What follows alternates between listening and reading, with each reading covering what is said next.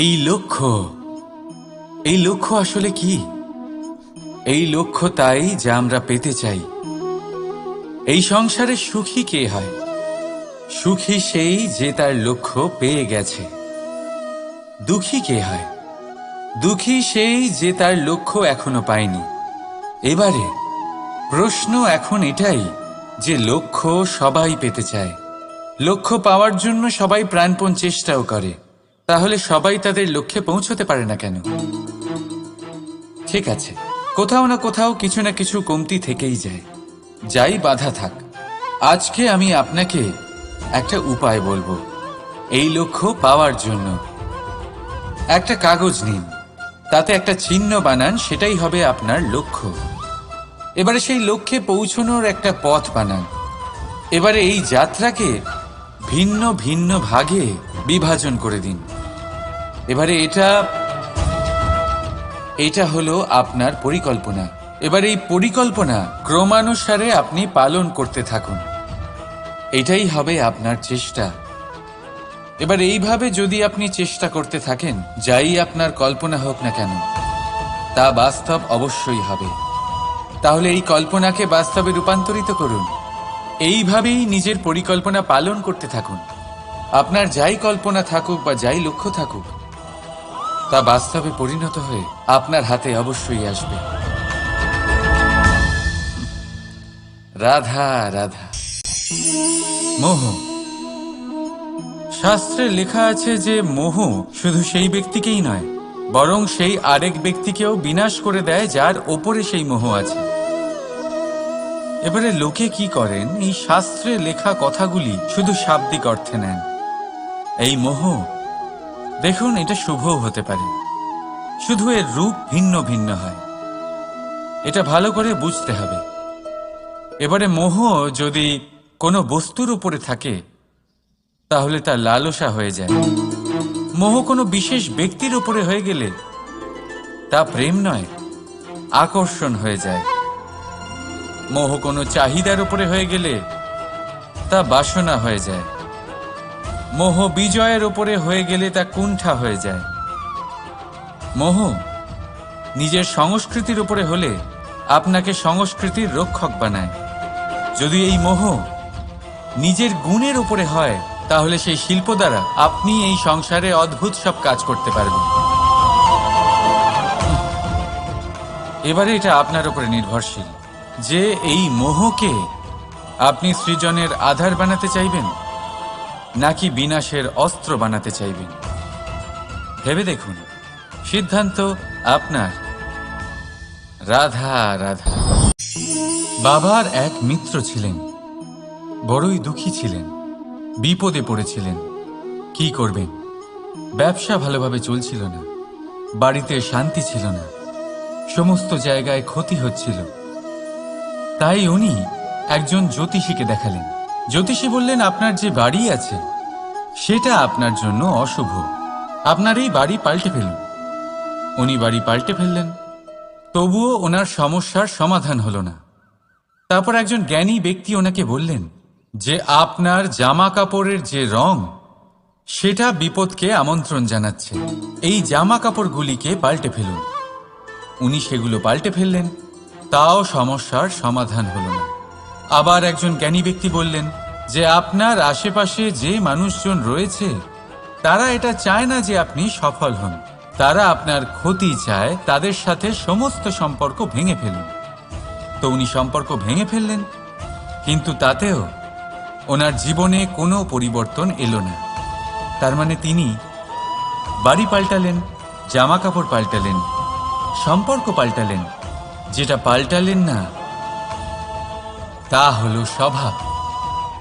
এই যে স্বভাব, এটা অত্যন্ত গুরুত্বপূর্ণ। এই স্বভাবই আপনার ব্যক্তিত্ব তৈরি করে।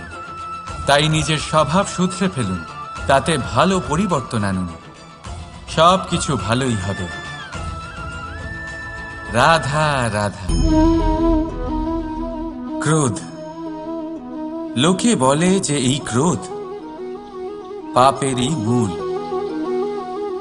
কিন্তু সত্যি কি এই ক্রোধ পাপের মূল? একটু ভেবে দেখুন। এই ক্রোধ বাস্তবে আসলে কি? এই ক্রোধ একটা অনুভূতি যা আপনার মধ্যে হঠাৎই অসীমিত তেজ সঞ্চালন করে। এবারে আমি আপনাকে কিছু উদাহরণ দিচ্ছি যাতে আপনি বুঝতে পারেন যে ক্রোধ আপনার জন্য ভালো কি না। যদি কারোর সাথে অন্যায় হয় আর এটা দেখে আপনার ক্রোধ হয়, আর এই ক্রোধ আপনাকে তার সাহায্য করতে প্রেরণা যোগায়, তাহলে এই ক্রোধ অবশ্যই ভালো। যদি কোথাও আপনি দেখেন যে কোনো নারীর উপরে অত্যাচার হচ্ছে আর সেটা দেখে আপনার ক্রোধ হয়, আর এই ক্রোধ আপনাকে তার সাহায্য করতে সাহস যোগায়, তাহলে এই ক্রোধ অবশ্যই ভালো। যদি এই সংসারে কোথাও আপনি কোনো অনৈতিক কাজ বা ছলনা দেখেন আর আপনার তাতে ক্রোধ না হয়, কিছুই অনুভব করেন না, তাহলে এটা কাপুরুষতা। তার মানে এটাই যে আপনি আপনার মনুষ্যত্ব হারিয়ে ফেলেছেন। তাই এটা বোঝার চেষ্টা করুন, আপনার ক্রোধের তেজের ব্যবহারের ওপরে নির্ভরশীল হল এই ক্রোধ আপনার জন্য পাপের সমান, নাকি এই ক্রোধ আপনার জন্য পুণ্যের স্থাপক। রাধা রাধা। অভিমান, আত্মসম্মান, অহংকার, দেখতে গেলে এই তিনটি শব্দ ভিন্ন ভিন্ন, কিন্তু এর মূল আধার একই, আত্মসম্মান। এবার যদি কথা বলি আপনার শরীরের, আপনার সংস্কৃতির, আপনার সম্পর্কের, তাহলে অভিমান থাকা স্বাভাবিক। এবার যদি কথা বলি আপনার ব্যক্তিত্ব নিয়ে, আপনার আদর্শ নিয়ে, আপনার বিচারধারা নিয়ে, তাহলে আত্মসম্মান হলো একটা গুণ। যদি এইভাবে বলা হয় যে আমি এই কার্য কারোর সাহায্য ছাড়া, সহযোগিতা ছাড়াও করতে পারি, তাহলে এটা আত্মসম্মান, আর এটা সঠিক। যদি এভাবে বলা হয় যে আমি এই কার্য কারোর সাহায্য ছাড়াই বা কারোর সহযোগিতা ছাড়াই করে ফেলেছি, তাহলে এটা অভিমান, এটাও সঠিক। কিন্তু এই কার্য শুধুমাত্র আমিই করতে পারি আর কেউ নয়, এটা অহংকার। তাহলে এই শব্দ এবং তার অর্থ বোঝার চেষ্টা করুন। জীবন ধারণের এক নতুন পথ খুঁজে পাবেন। রাধা রাধা। সংসারে প্রত্যেক ব্যক্তি কোনো না কোনো রূপে ঈশ্বরকে মানে। কেউ মূর্তি রূপে, তো কেউ তত্ত্ব রূপে, কেউ ভাবনা রূপে, আবার কেউ স্বভাব রূপে। কেউ নিজের মধ্যে পরমাত্মা খোঁজে, আবার কেউ অন্যের মধ্যে। কারোর কাছে জ্ঞানই পরমাত্মা। সংসারে প্রত্যেক মানুষই কোনো না কোনো রূপে তার ঈশ্বরকে পেয়েই যান। কিন্তু একটা কথা বলবো, ঈশ্বর প্রথমেই নিজের একটা স্বরূপ পৃথিবীতে আপনার কাছে পাঠিয়ে দিয়েছেন। সেই স্বরূপ হলো আপনার মাতা, আপনার মা। সেই মা যিনি আপনাকে জন্ম দিয়েছেন, আপনাকে বাঁচতে শিখিয়েছেন, আপনাকে সংস্কার দিয়েছেন। যদি আপনি কখনো কোনো অনুচিত পথে অগ্রসর হয়েছেন, তখন তিরস্কার করে আপনাকে সঠিক পথে এনেছেন। যদি আপনি এই সংসারে অসফল হয়েছেন, তখন তার আঁচলের উষ্ণতা দিয়ে আপনাকে আশ্বাস জুগিয়েছেন।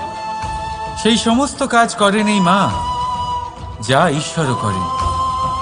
সেই জন্য মনে রাখবেন যে এই সংসারে আপনার সবচেয়ে প্রথম ঈশ্বর যদি কেউ থাকে, তাহলে তা আপনার মা। প্রত্যেক প্রতিমাতে ঈশ্বর নাই থাকতে পারে, কিন্তু প্রত্যেক মায়ের মধ্যে ঈশ্বর অবশ্যই থাকে। রাধা রাধা। আপনি নিশ্চয়ই দেখে থাকবেন যে প্রদীপের নিচে অন্ধকার থাকে। যে প্রদীপ সংসারকে আলোকিত করে, সেই প্রদীপের নিচেই অন্ধকার। এবারে অনেক মানুষ আছে যারা এই বিষয়টা এইভাবে দেখে যে ব্যক্তি নিজের সমস্যার সমাধান করতে পারে না, আর গোটা সংসারকে উপদেশ দেয়। কিন্তু এইটা দেখার আরো একটা দৃষ্টিভঙ্গি আছে, আর সেটা হচ্ছে যে স্বয়ং জ্বলে সংসারকে আলোকিত শুধু সেই করতে পারে যা রাধার বড়ই শীতল হয়। এই সংসারের পথপ্রদর্শক সেই হতে পারে, এই সংসারকে দিশা সেই দেখাতে পারে যার মধ্যে সন্তোষ আর ধৈর্য শক্তি আছে। এবারে দেখুন, এটা অত্যন্ত গুরুত্বপূর্ণ বিষয় যে বিবেক তখনই কাজ করে যখন মন শান্ত থাকে, যখন মন শীতল থাকে। তাই যদি আপনি এই জীবনে কোনো বড় কর্ম করতে চান, তাহলে সর্বপ্রথম আপনার এই মনকে, এই বিবেককে, এই হৃদয়কে, এই আধারকে, এই ভূমিকে শীতল রাখতে শিখুন। ধৈর্য ধরুন। সংসারে এমন কিছু নেই যা আপনি করতে পারবেন না। রাধা রাধা।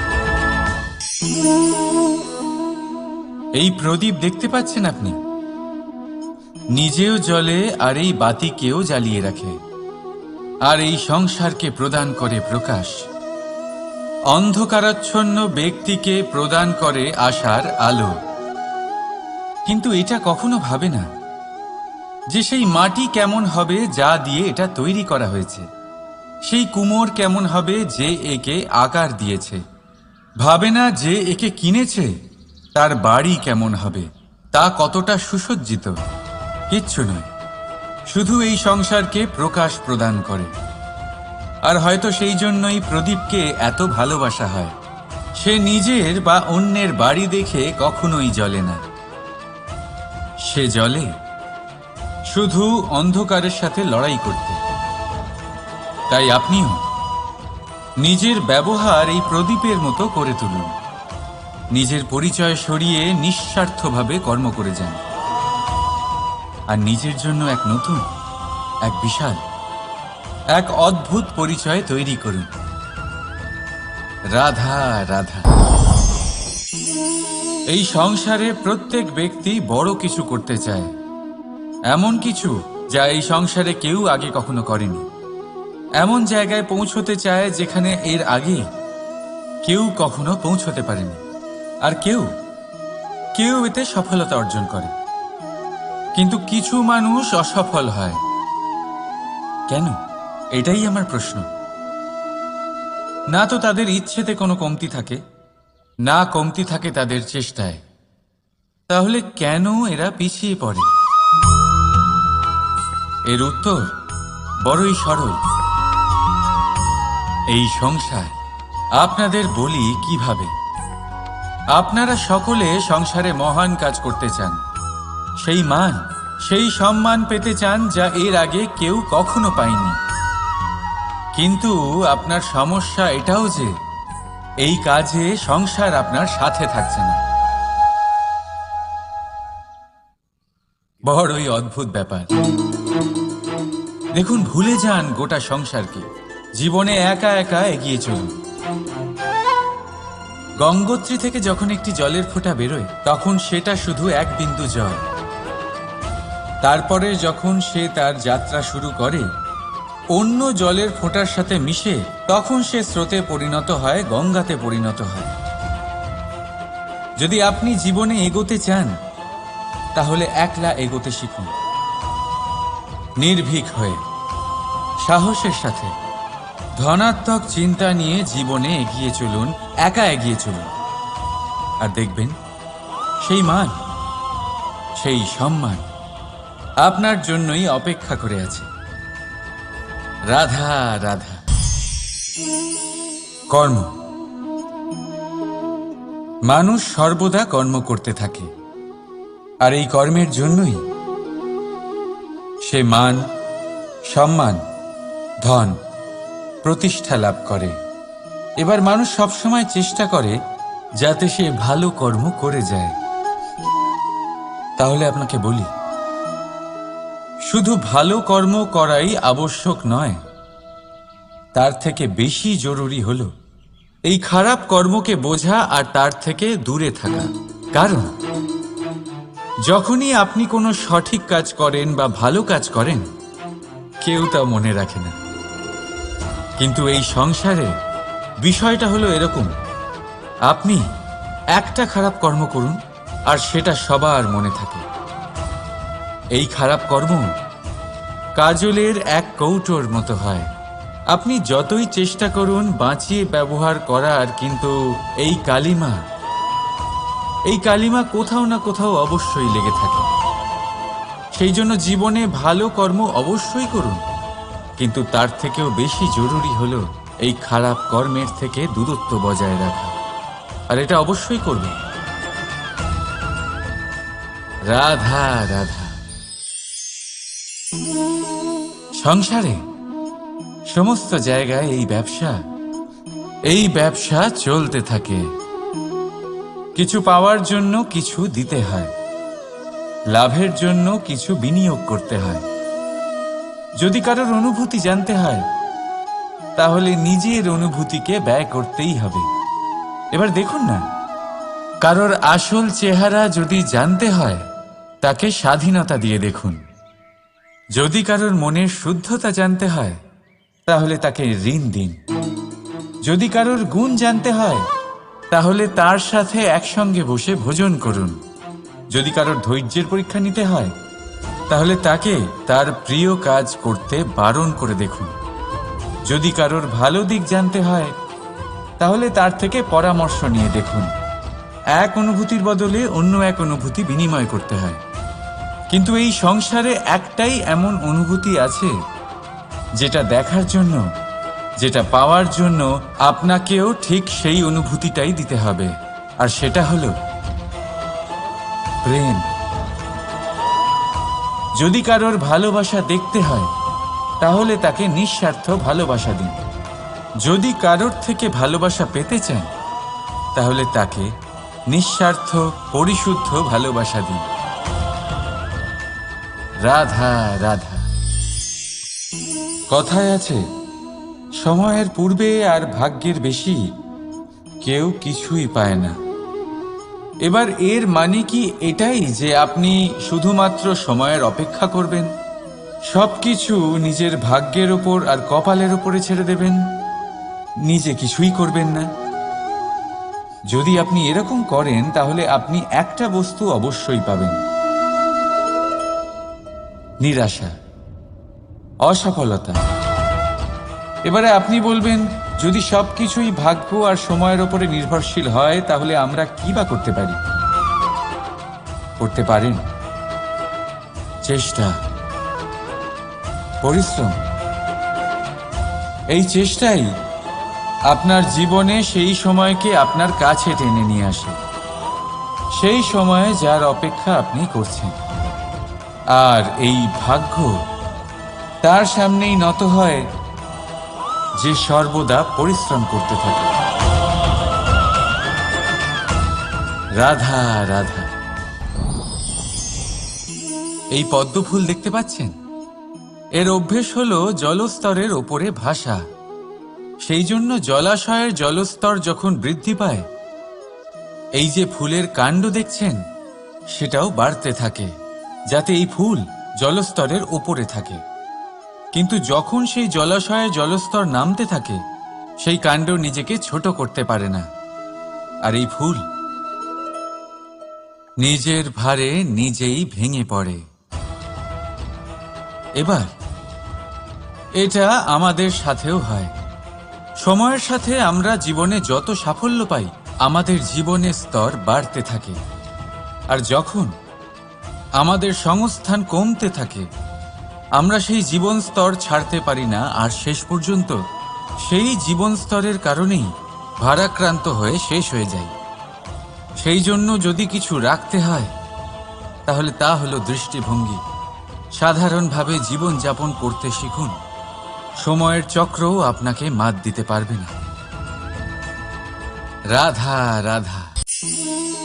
এই লক্ষ্য আসলে কি? এই লক্ষ্য তাই যা আমরা পেতে চাই। এই সংসারে সুখী কে হয়? সুখী সেই যে তার লক্ষ্য পেয়ে গেছে। দুঃখী কে হয়?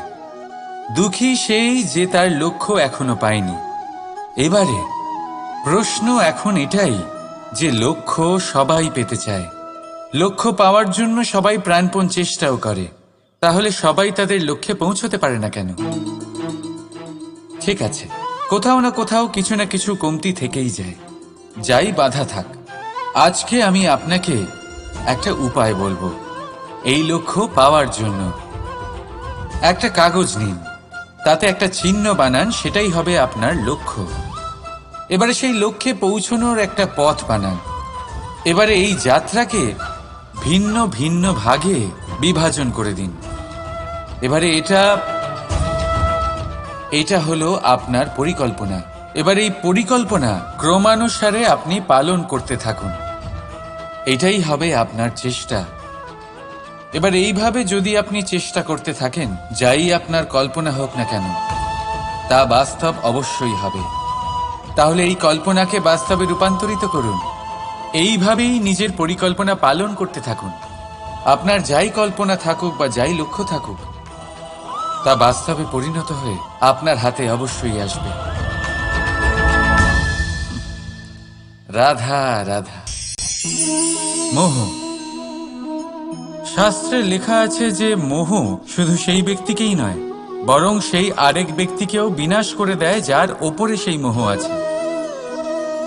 এবারে লোকে কি করেন, এই শাস্ত্রে লেখা কথাগুলি শুধু শাব্দিক অর্থে নেন। এই মোহ দেখুন, এটা শুভও হতে পারে, শুধু এর রূপ ভিন্ন ভিন্ন হয়। এটা ভালো করে বুঝতে হবে। এবারে মোহ যদি কোনো বস্তুর উপরে থাকে তাহলে তা লালসা হয়ে যায়। মোহ কোনো বিশেষ ব্যক্তির উপরে হয়ে গেলে তা প্রেম নয়, আকর্ষণ হয়ে যায়। মোহ কোনো চাহিদার উপরে হয়ে গেলে তা বাসনা হয়ে যায়। মোহ বিজয়ের উপরে হয়ে গেলে তা কুণ্ঠা হয়ে যায়। মোহ নিজের সংস্কৃতির উপরে হলে আপনাকে সংস্কৃতির রক্ষক বানায়। যদি এই মোহ নিজের গুণের উপরে হয়, তাহলে সেই শিল্প দ্বারা আপনি এই সংসারে অদ্ভুত সব কাজ করতে পারবেন। এবারে এটা আপনার উপরে নির্ভরশীল যে এই মোহকে আপনি সৃজনের আধার বানাতে চাইবেন নাকি বিনাশের অস্ত্র বানাতে চাইবেন। ভেবে দেখুন, সিদ্ধান্ত আপনার। রাধা রাধা। বাবার এক মিত্র ছিলেন, বড়ই দুঃখী ছিলেন, বিপদে পড়েছিলেন। কি করবেন? ব্যবসা ভালোভাবে চলছিল না, বাড়িতে শান্তি ছিল না, সমস্ত জায়গায় ক্ষতি হচ্ছিল। তাই উনি একজন জ্যোতিষীকে দেখালেন। জ্যোতিষী বললেন, আপনার যে বাড়ি আছে সেটা আপনার জন্য অশুভ, আপনার এই বাড়ি পাল্টে ফেলুন। উনি বাড়ি পাল্টে ফেললেন, তবুও ওনার সমস্যার সমাধান হলো না। তারপর একজন জ্ঞানী ব্যক্তি ওনাকে বললেন যে আপনার জামা কাপড়ের যে রং সেটা বিপদকে আমন্ত্রণ জানাচ্ছে, এই জামা কাপড়গুলিকে পাল্টে ফেলুন। উনি সেগুলো পাল্টে ফেললেন, তাও সমস্যার সমাধান হলো না। আবার একজন জ্ঞানী ব্যক্তি বললেন যে আপনার আশেপাশে যে মানুষজন রয়েছে তারা এটা চায় না যে আপনি সফল হন, তারা আপনার ক্ষতি চায়, তাদের সাথে সমস্ত সম্পর্ক ভেঙে ফেলুন। তো উনি সম্পর্ক ভেঙে ফেললেন, কিন্তু তাতেও ওনার জীবনে কোনো পরিবর্তন এলো না। তার মানে তিনি বাড়ি পাল্টালেন, জামা কাপড় পাল্টালেন, সম্পর্ক পাল্টালেন, যেটা পাল্টালেন না তা হলো স্বভাব। এই যে স্বভাব, এটা অত্যন্ত গুরুত্বপূর্ণ। এই স্বভাবই আপনার ব্যক্তিত্ব তৈরি করে। তাই নিজের স্বভাব শুধরে ফেলুন, তাতে ভালো পরিবর্তন আনুন, সব কিছু ভালোই হবে। রাধা রাধা। ক্রোধ। লোকে বলে যে এই ক্রোধ পাপেরই মূল, কিন্তু সত্যি কি এই ক্রোধ পাপের মূল? একটু ভেবে দেখুন, এই ক্রোধ বাস্তবে আসলে কি? এই ক্রোধ একটা অনুভূতি যা আপনার মধ্যে হঠাৎই অসীমিত তেজ সঞ্চালন করে। এবারে আমি আপনাকে কিছু উদাহরণ দিচ্ছি যাতে আপনি বুঝতে পারেন যে ক্রোধ আপনার জন্য ভালো কি না।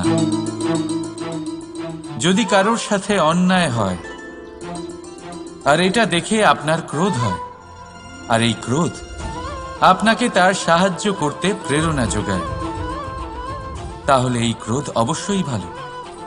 যদি কোথাও আপনি দেখেন যে কোনো নারীর উপরে অত্যাচার হচ্ছে আর সেটা দেখে আপনার ক্রোধ হয়, আর এই ক্রোধ আপনাকে তার সাহায্য করতে সাহস যোগায়, তাহলে এই ক্রোধ অবশ্যই ভালো। যদি এই সংসারে কোথাও আপনি কোনো অনৈতিক কাজ বা ছলনা দেখেন আর আপনার তাতে ক্রোধ না হয়, কিছুই অনুভব করেন না, তাহলে এটা কাপুরুষতা। তার মানে এটাই যে আপনি আপনার মনুষ্যত্ব হারিয়ে ফেলেছেন। তাই এটা বোঝার চেষ্টা করুন, আপনার ক্রোধের তেজের ব্যবহারের ওপরে নির্ভরশীল হলো এই ক্রোধ আপনার জন্য পাপের সমান, নাকি এই ক্রোধ আপনার জন্য পুণ্যের স্থাপক। রাধা রাধা।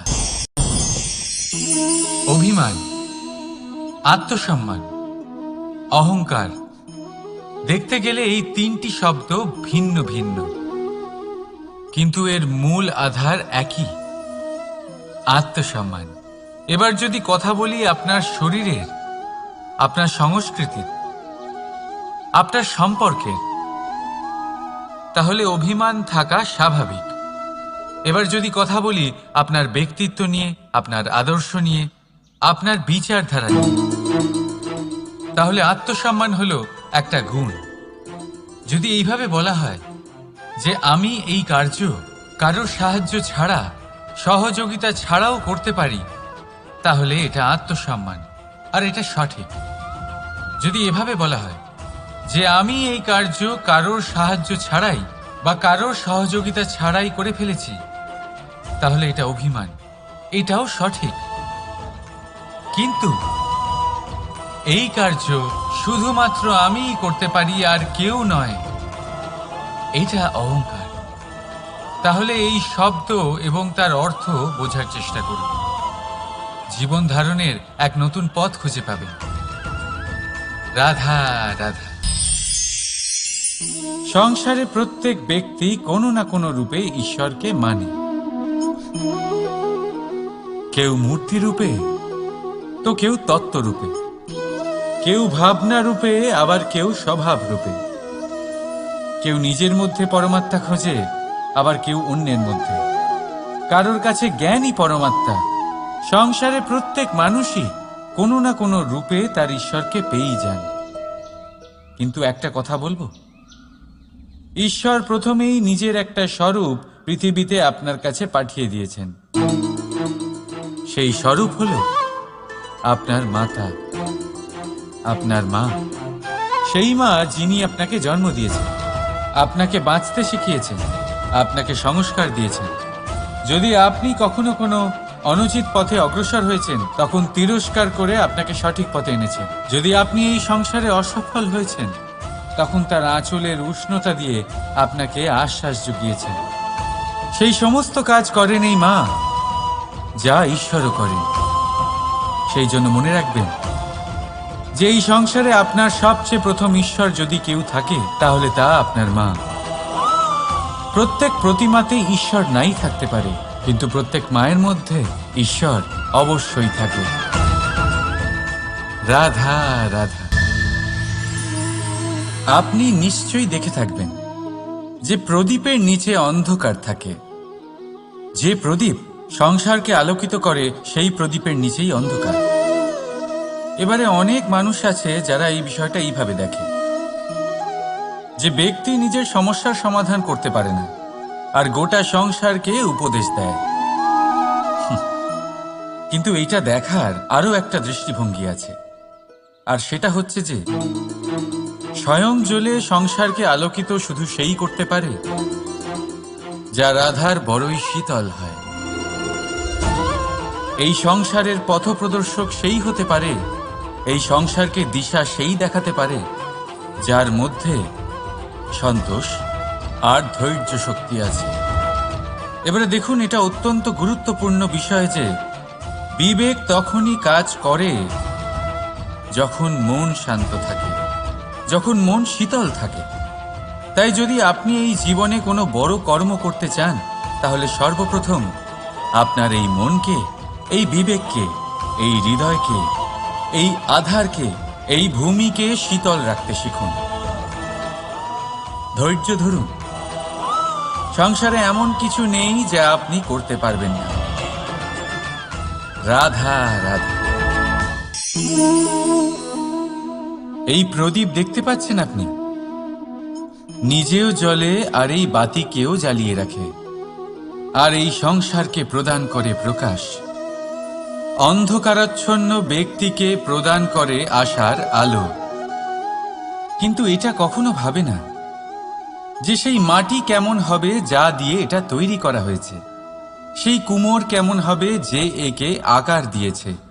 ভাবে না যে একে কিনেছে তার বাড়ি কেমন হবে, তা কতটা সুসজ্জিত। কিচ্ছু নয়, শুধু এই সংসারকে প্রকাশ প্রদান করে। আর হয়তো সেই জন্যই প্রদীপকে এত ভালোবাসা হয়। সে নিজের বা অন্যের বাড়ি দেখে কখনোই জ্বলে না, সে জ্বলে শুধু অন্ধকারের সাথে লড়াই করতে। তাই আপনিও নিজের ব্যবহার এই প্রদীপের মতো করে তুলুন। নিজের পরিচয় সরিয়ে নিঃস্বার্থভাবে কর্ম করে যান, আর নিজের জন্য এক নতুন, এক বিশাল, এক অদ্ভুত পরিচয় তৈরি করুন। রাধা রাধা। এই সংসারে প্রত্যেক ব্যক্তি বড় কিছু করতে চায়, এমন কিছু যা এই সংসারে কেউ আগে কখনো করেনি। এমন জায়গায় পৌঁছতে চায় যেখানে এর আগে কেউ কখনো পৌঁছতে পারেনি। আর কেউ কেউ এতে সফলতা অর্জন করে। কিন্তু কিছু মানুষ অসফল হয় কেন? এটাই আমার প্রশ্ন। না তো তাদের ইচ্ছেতে কোনো কমতি থাকে, না কমতি থাকে তাদের চেষ্টায়। তাহলে কেন এরা পিছিয়ে পড়ে? এর উত্তর বড়ই সরল। এই সংসার। আপনাদের বলি কিভাবে। আপনারা সকলে সংসারে মহান কাজ করতে চান, সেই মান, সেই সম্মান পেতে চান যা এর আগে কেউ কখনো পায়নি। কিন্তু আপনার সমস্যা এটাও যে এই কাজে সংসার আপনার সাথে থাকছে না। বড়ই অদ্ভুত ব্যাপার। দেখুন, ভুলে যান গোটা সংসারকে। জীবনে একা একা এগিয়ে চলুন। গঙ্গোত্রী থেকে যখন একটি জলের ফোঁটা বেরোয় তখন সেটা শুধু এক বিন্দু জল। তারপরে যখন সে তার যাত্রা শুরু করে অন্য জলের ফোঁটার সাথে মিশে, তখন সে স্রোতে পরিণত হয়, গঙ্গাতে পরিণত হয়। যদি আপনি জীবনে এগোতে চান তাহলে একলা এগোতে শিখুন। নির্ভীক হয়ে, সাহসের সাথে, ধনাত্মক চিন্তা নিয়ে জীবনে এগিয়ে চলুন, একা এগিয়ে চলুন। আর দেখবেন সেই মান, সেই সম্মান আপনার জন্যই অপেক্ষা করে আছে। রাধা রাধা। কর্ম। মানুষ সর্বদা কর্ম করতে থাকে, আর এই কর্মের জন্যই সে মান, সম্মান, ধন, প্রতিষ্ঠা লাভ করে। এবার মানুষ সবসময় চেষ্টা করে যাতে সে ভালো কর্ম করে যায়। তাহলে আপনাকে বলি, শুধু ভালো কর্ম করাই আবশ্যক নয়, তার থেকে বেশি জরুরি হলো এই খারাপ কর্মকে বোঝা আর তার থেকে দূরে থাকা। কারণ যখনই আপনি কোনো সঠিক কাজ করেন বা ভালো কাজ করেন, কেউ তা মনে রাখে না। কিন্তু এই সংসারে বিষয়টা হলো এরকম, আপনি একটা খারাপ কর্ম করুন আর সেটা সবার মনে থাকে। এই খারাপ কর্ম কাজলের এক কৌটোর মতো হয়। আপনি যতই চেষ্টা করুন বাঁচিয়ে ব্যবহার করার, কিন্তু এই কালিমা কোথাও না কোথাও অবশ্যই লেগে থাকে।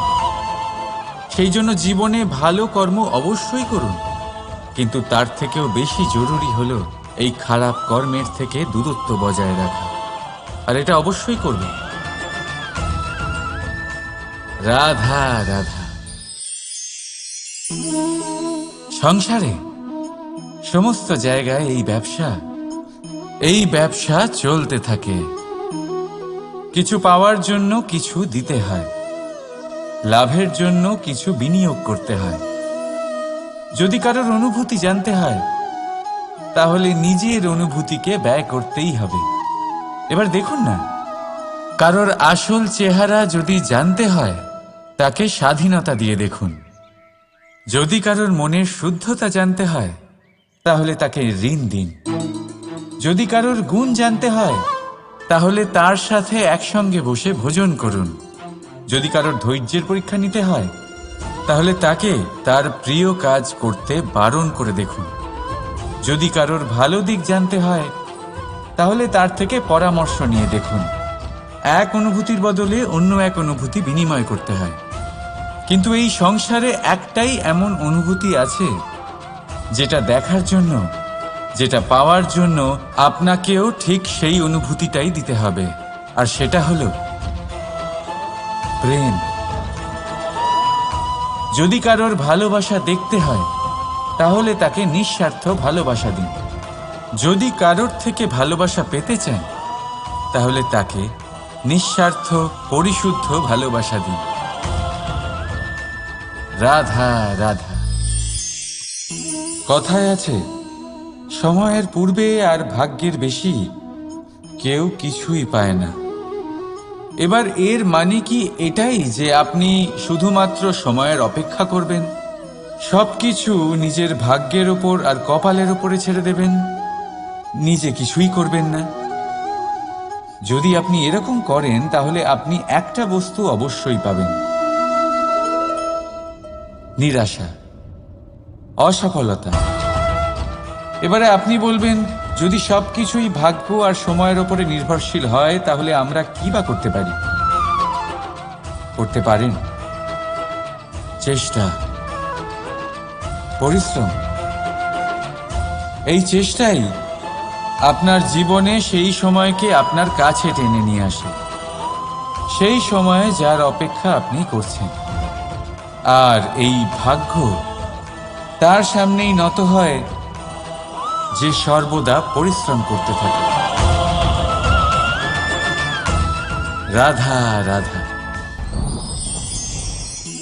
এই পদ্মফুল দেখতে পাচ্ছেন? এর অভ্যেস হলো জলস্তরের ওপরে ভাসা। সেই জন্য জলাশয়ের জলস্তর যখন বৃদ্ধি পায়, এই যে ফুলের কাণ্ড দেখছেন সেটাও বাড়তে থাকে, যাতে এই ফুল জলস্তরের ওপরে থাকে। কিন্তু যখন সেই জলাশয়ে জলস্তর নামতে থাকে, সেই কাণ্ড নিজেকে ছোট করতে পারে না, আর এই ফুল নিজের ভারে নিজেই ভেঙে পড়ে। এবার এটা আমাদের সাথেও হয়। সময়ের সাথে আমরা জীবনে যত সাফল্য পাই, আমাদের জীবনের স্তর বাড়তে থাকে। আর যখন আমাদের সংস্থান কমতে থাকে, আমরা সেই জীবন স্তর ছাড়তে পারি না, আর শেষ পর্যন্ত সেই জীবন স্তরের কারণেই ভারাক্রান্ত হয়ে শেষ হয়ে যায়। সেই জন্য যদি কিছু রাখতে হয় তাহলে তা হলো দৃষ্টিভঙ্গি। সাধারণভাবে জীবন যাপন করতে শিখুন। সময়ের চক্রও আপনাকে মাত দিতে পারবে না। রাধা রাধা। এই লক্ষ্য আসলে কি?